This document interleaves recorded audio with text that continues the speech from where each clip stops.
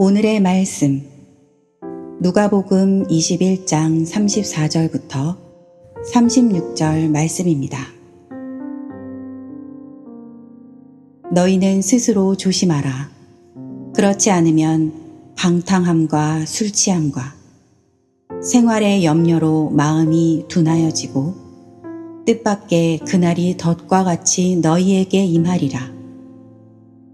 이 날은 온 지구상에 거하는 모든 사람에게 임하리라. 이러므로 너희는 장차 올 이 모든 일을 능히 피하고 인자 앞에 서도록 항상 기도하며 깨어 있으라 하시니라. 아멘. 얼마 전 교계 뉴스에서 이런 내용의 기사를 보았습니다. 한국 개신교회 이미지가 악화된 원인 5가지. 첫째는 일부 교회의 세습을 이유로 들면서 이 대형 교회를 중심으로 세습이라고 하는 그 이미지가 안 좋게 보여졌다는 것입니다.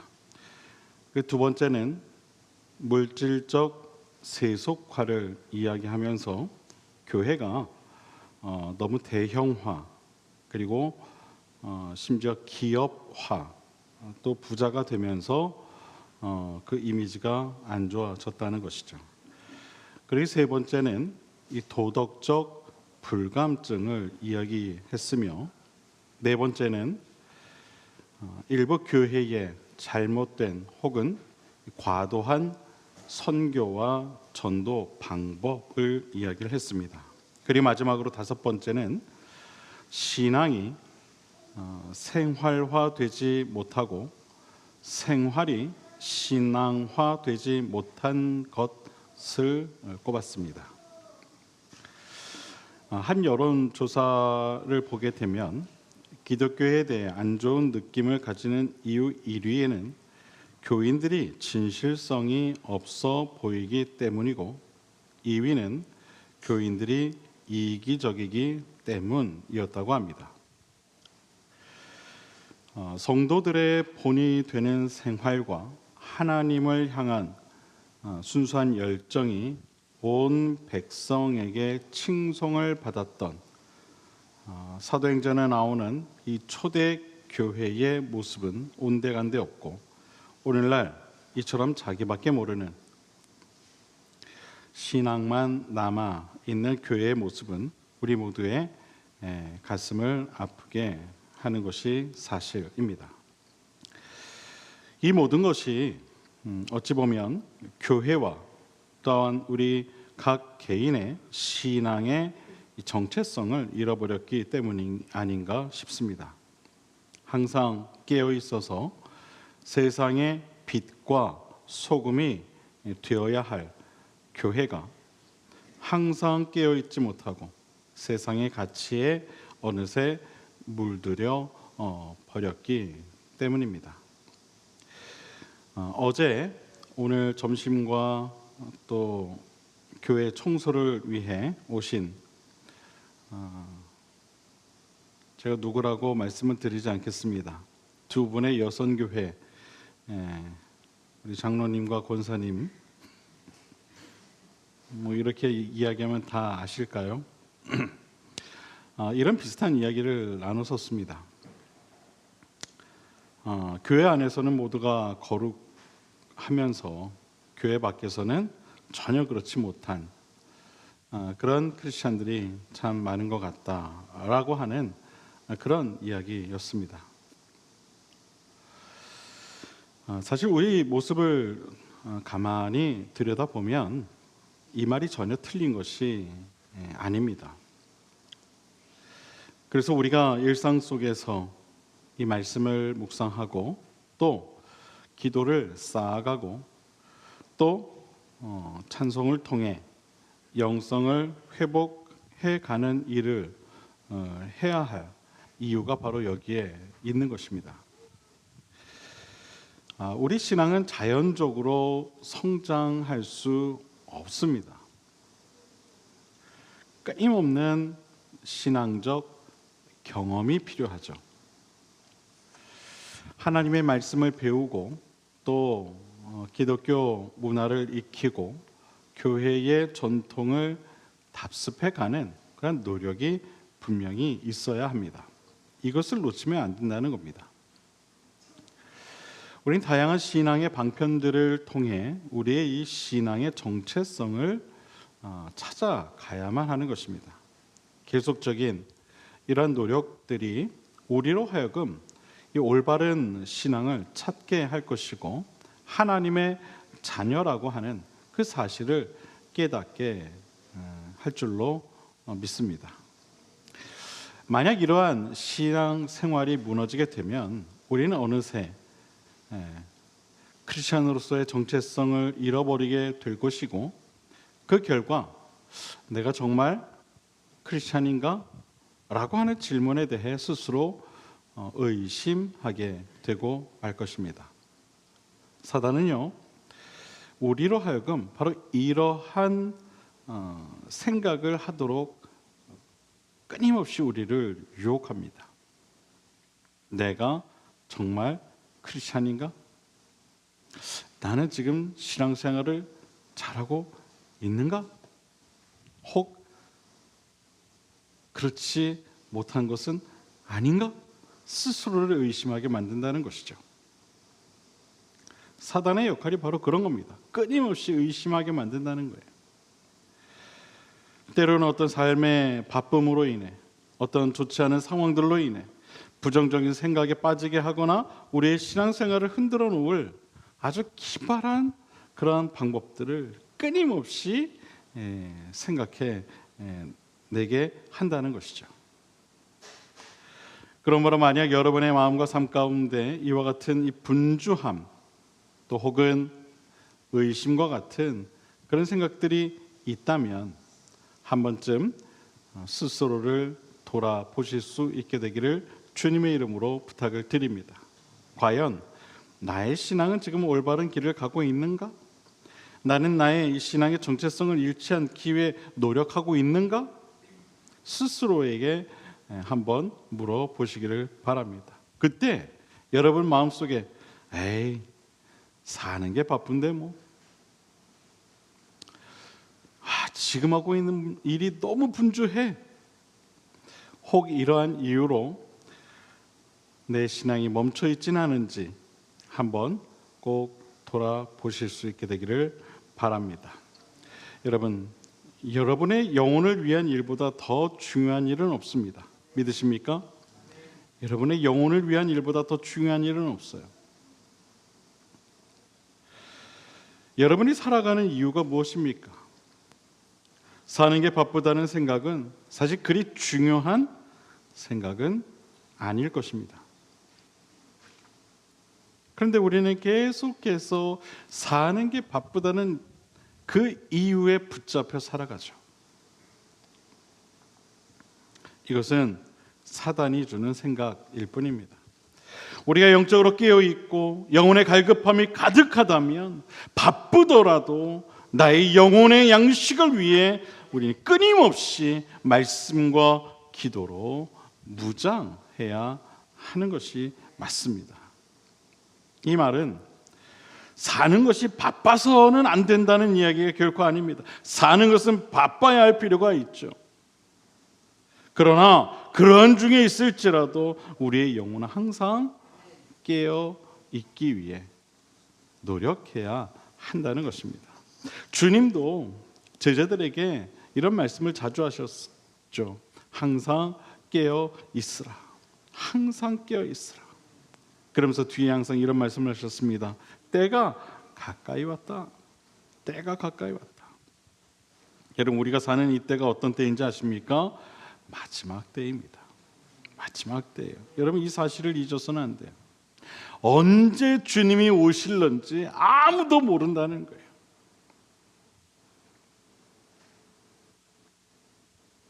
그 때를 모르기 때문에 우리는 더욱 영적으로 깨어 있어야 한다는 것이죠. 일을 하면서도 깨어 있어야 하는 것이고, 때로는 집안에서 집안일을 하면서도 깨어 있어야 하는 겁니다. 아이들을 케어하면서도 깨어 있어야 하는 거예요. 심지어 여러분, 자녀들 키우는 문제로 때로 남편과 아내가 싸울 때도요, 깨어 있어서 싸우셔야 돼요. 왜 아멘을 못 하십니까? 요한계시록 15장 1절에 보면 이런 말씀이 기록되어 있습니다. 하늘에 크고 이상한 다른 이적을 보매 일곱 천사가 일곱 재앙을 가졌으니 곧 마지막 재앙이라. 하나님의 진노가 이것으로 마치리로다. 마지막 때의 시간은요, 이미 2000년 전에 선포되어졌어요. 하지만 그때는 아무도 알 수가 없어요. 그래서 깨어 있어야 하는 거예요. 주님께서 다시 오실 그날에 대해, 즉 재림의 때에 대해 말씀하시기를 이렇게 말씀하셨어요. 마태복음 24장 36절 이하를 보면 그날과 그때는 아무도 모르나니 하늘의 천사들도 아들도 모르고 오직 아버지만 아시느니라. 노아의 때와 같이 인자의 임함도 그러하리라. 홍수 전에 노아가 방주에 들어가던 날까지 사람들이 먹고 마시고 장가들고 시집가고 있으면서 홍수가 나서 그들을 다 멸하기까지 깨닫지 못하였으니 인자의 임함도 이와 같으리라. 그때에 두 사람이 밭에 있으면 한 사람은 데려가고 한 사람은 버려둠을 당할 것이요, 두 여자가 맷돌질을 하고 있으면 한 사람은 데려가고 한 사람은 버려둠을 당할 것이니라. 그러므로 깨어 있으라. 어느 날에 너희 주가 임할는지 너희가 알지 못함이니라. 여러분, 주님께서 우리에게 분명히 말씀하셨습니다. 내가 다시 올 때는 아무도 모른다. 그러니 깨어 있으라. 여러분, 그때가요, 우리가 직장에서 일을 하고 있을 때일 수도 있어요. 집안에서 집안일을 하고 있을 때일 수도 있어요. 우리가 이렇게 교회에 와서 거룩하게 예배드릴 때일 수도 있어요. 그럴 때이면 얼마나 좋았겠어요. 그렇죠? 여러분도 그랬으면 좋겠죠? 여러분이 직장 생활하면서 스트레스 받고 막 화가 막 치밀어 올라 있는데 주님이 오셨다. 얼마나 민구스럽겠어요. 그죠? 그나마 그래도 그 와중에 일주일 중에 이게 주일에 교회에 와서 예배드리고 있는데 주님이 오셨어. 얼마나 안심이 되겠어요.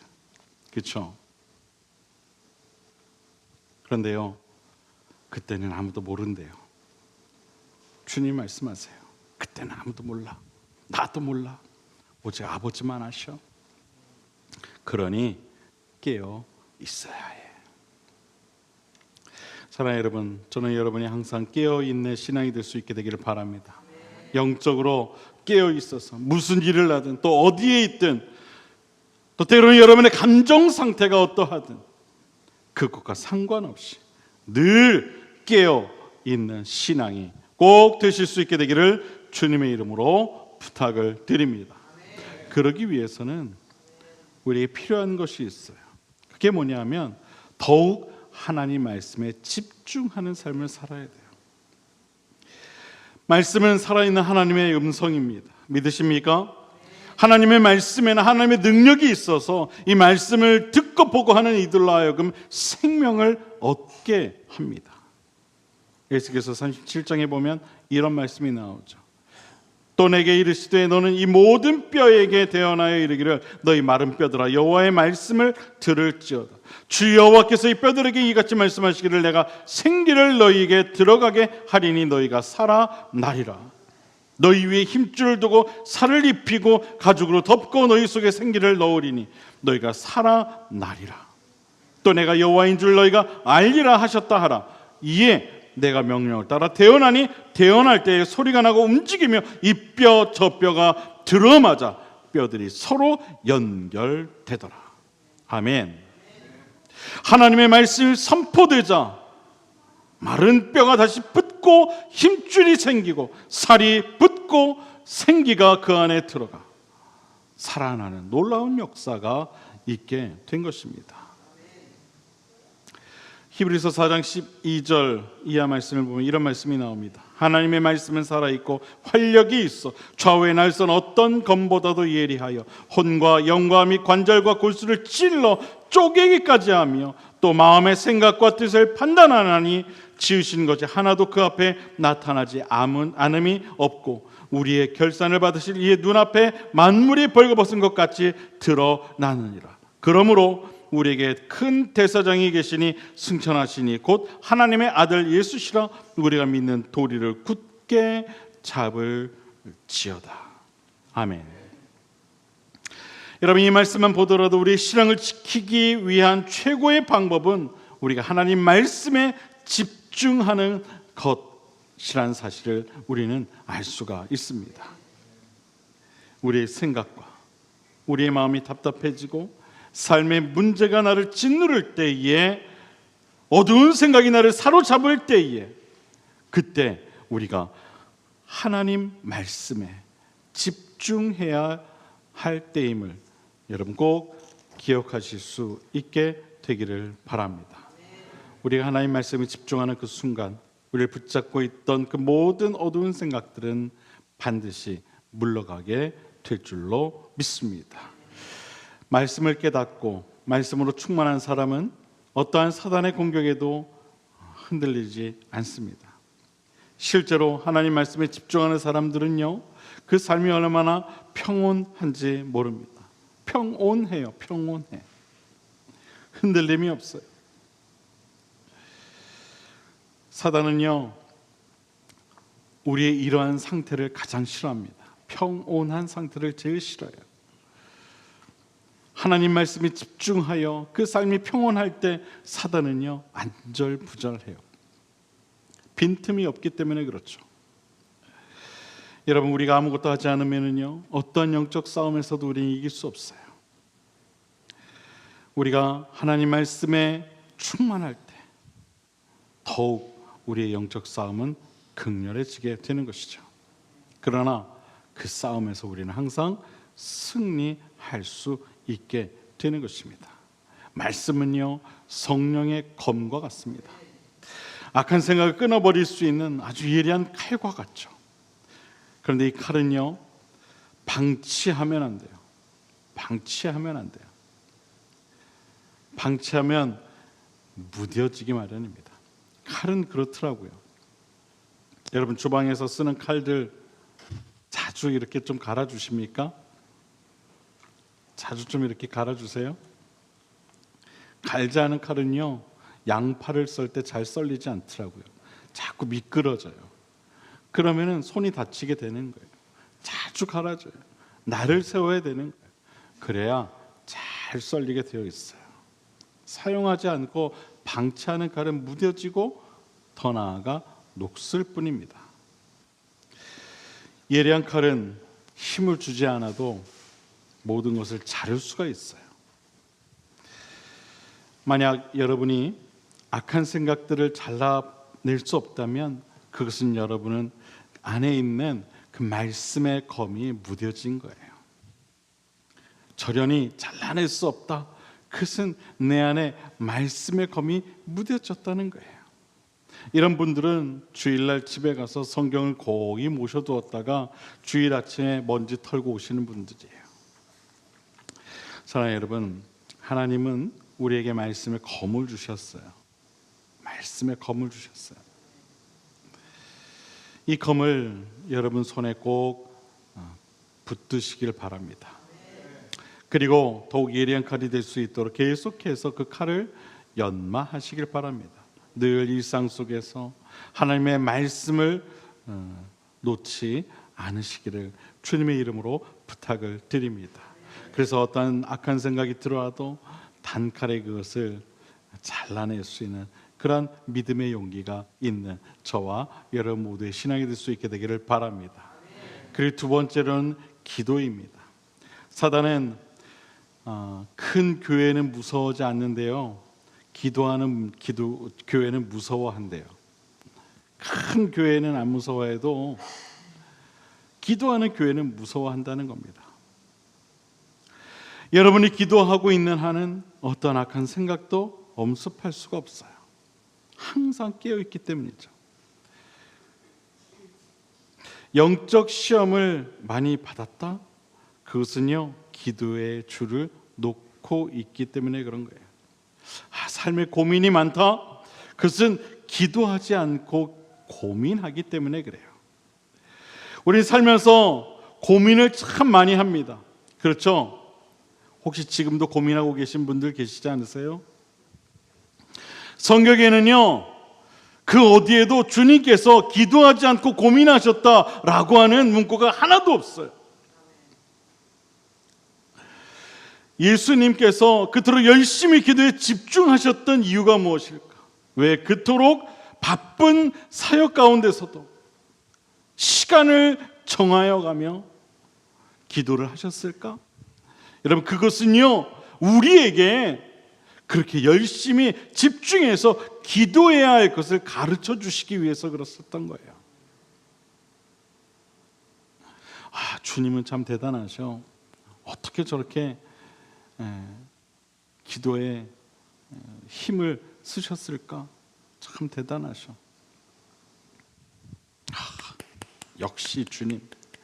여러분, 이러라고 주님이 기도에 집중하신 게 아니에요. 주님은요, 기도하지 않으셔도 되는 분이셨어요. 그런데 기도의 모습을 우리에게 보여주셨어요. 그것은요, 우리도 그렇게 기도하라고. 할렐루야. 그렇게 기도의 삶을 살라고 본을 보여주신 거예요. 우리의 영은 우리가 기도하는 만큼 살아나게 되고, 기도하는 만큼 강해지고, 기도하는 만큼 복을 받고, 기도하는 만큼 능력을 얻게 되는 줄 여러분 꼭 믿으시길 바랍니다. 여러분, 우리 찬송 가운데 이런 찬양이 있죠. 주께 고함 없는 고로 복을 얻지 못하네 사람들이 어찌하여 뭐라고요? 알 줄 모를까? 여러분, 기도는 영혼의 호흡이죠. 우리 이걸 너무나 잘 알고 있어요. 우리의 경험에서 잘 알고 있어요. 그래, 기도는 우리의 영혼의 호흡이야. 기도하지 않으면 내가 죽지. 그걸 잘 알고 있어요. 기도는 하나님과의 영적인 소통이라는 것도 잘 알고 있어요. 우리는 기도를 통해 하나님의 뜻을 분별하게 되고, 기도를 통해 하나님의 마음을 알 수 있게 된다는 것도 잘 알고 있어요. 기도는요, 우리 영혼을 보호하는 영적인 방패와도 같은 거예요. 말씀이 악한 생각을 자를 수 있는 칼이라면, 기도는 나를 보호하는 방패와 같아요. 내 자신뿐만 아니라 내가 기도하는 모든 이들, 사랑하는 가족, 사랑하는 형제 자매, 사랑하는 교회, 사랑하는 이웃들, 그들을 보호할 수 있는 그러한 힘이 기도에 있다는 거예요. 여러분, 그래서 우리는 더욱 기도해야 되는 겁니다. 기도의 줄을 놓아서는 안 되는 거예요. 쉬지 않고 기도해야 하는 겁니다. 여러분, 사도 바울이 데살로니가전서 5장 17절에서 뭐라고 이야기해요? 쉬지 말고 기도하라. 쉬지 말고 기도하라. 한번 옆에 있는 분들에게 한번 물어보세요. 쉬지 않고 기도하고 계세요? 물어보세요.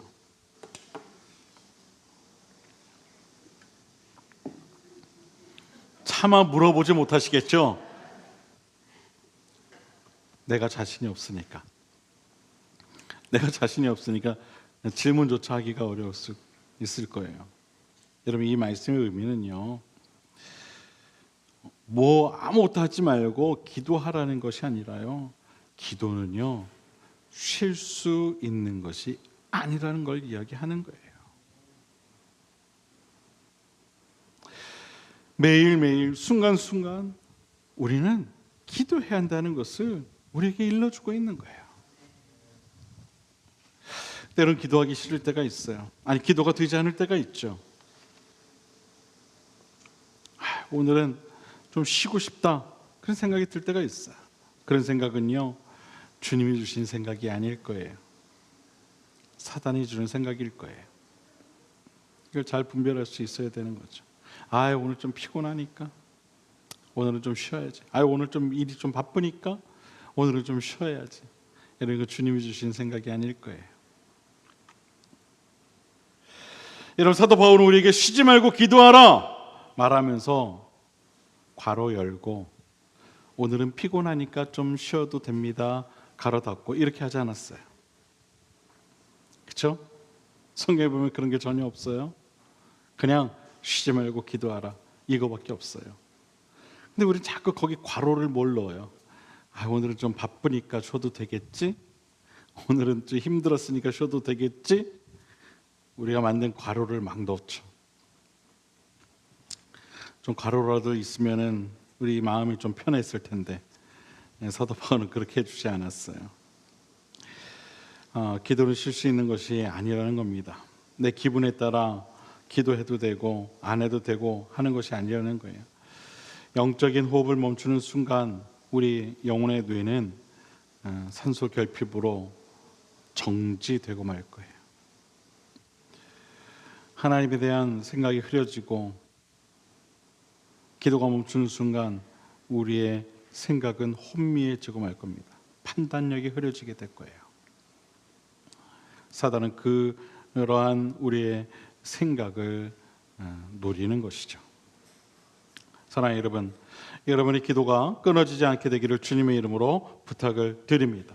항상 쉼 없이 기도할 수 있는 그런 기도의 사람들이 다 될 수 있게 되기를 주님의 이름으로 축원을 드립니다.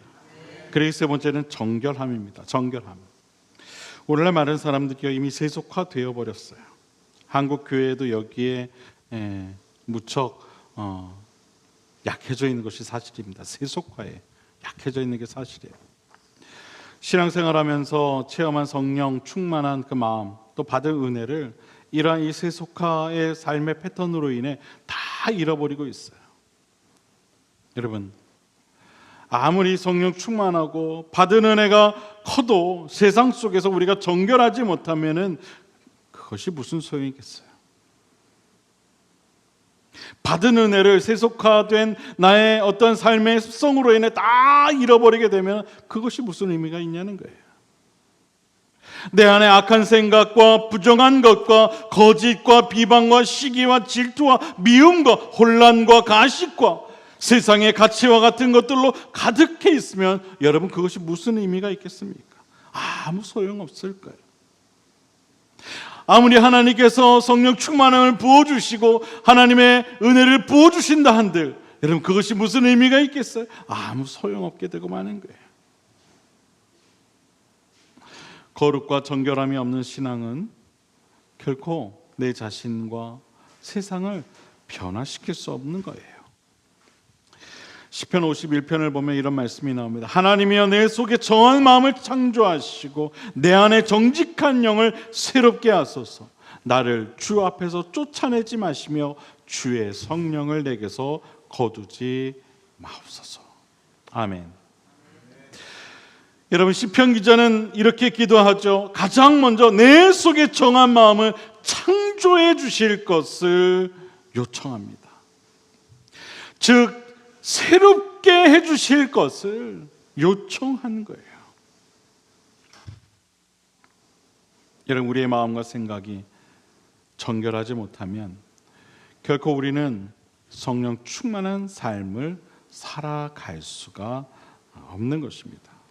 만약 여러분이 식당에 갔는데요, 식당에서 내어준 컵이 더러워요.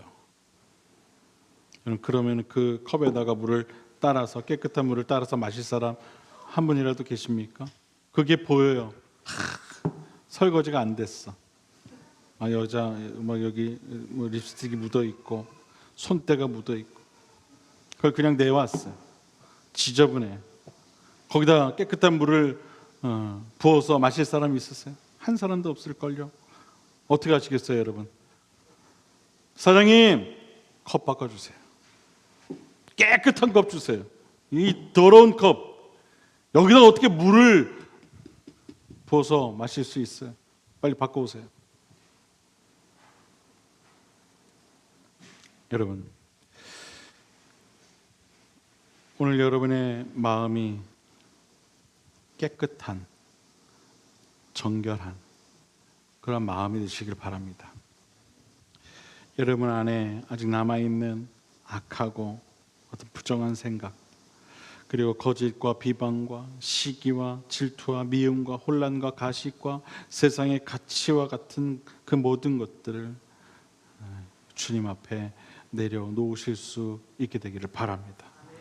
바라기는 여러분 안에 아직 과거의 옛사람의 생각과 삶의 그런 습성과 습관들이 남아있다면 그러한 모든 것들로부터 자유로워지게 되는 그러한 주님의 은혜가 함께 하실 수 있게 되기를 주님의 이름으로 간절히 축원을 드립니다. 이런 정결함은 나의 노력만으로는 안 됩니다. 주의 사랑하는 형제와 자매들의 도움이 반드시 필요합니다. 그래서 교회 공동체가 필요한 거예요. 교회 공동체가 필요한 거예요. 교회 공동체는 서로의 삶을 나눌 뿐만 아니라 서로를 하나님 안에서 세워주는 곳이기도 합니다. 서로를 격려하고 용기를 주고 그렇게 서로를 세워주는 곳이 바로 교회 공동체입니다. 우리가 교회에 자주 모여야 할 이유가 바로 여기에 있는 거예요. 여러분, 초대교회 성도들이 왜 매일같이 교회에 모였을까요?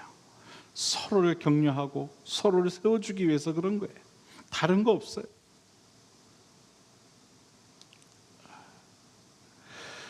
우리 교회에 모여서 우리 자신의 신앙을 서로에게 좀 공개할 필요가 있어요. 지금 내 신앙 상태에 대해 좀 오픈할 필요가 있다는 거예요. 각자의 마음의 결단과 삶의 모습을 믿음으로 고백할 필요가 있어요.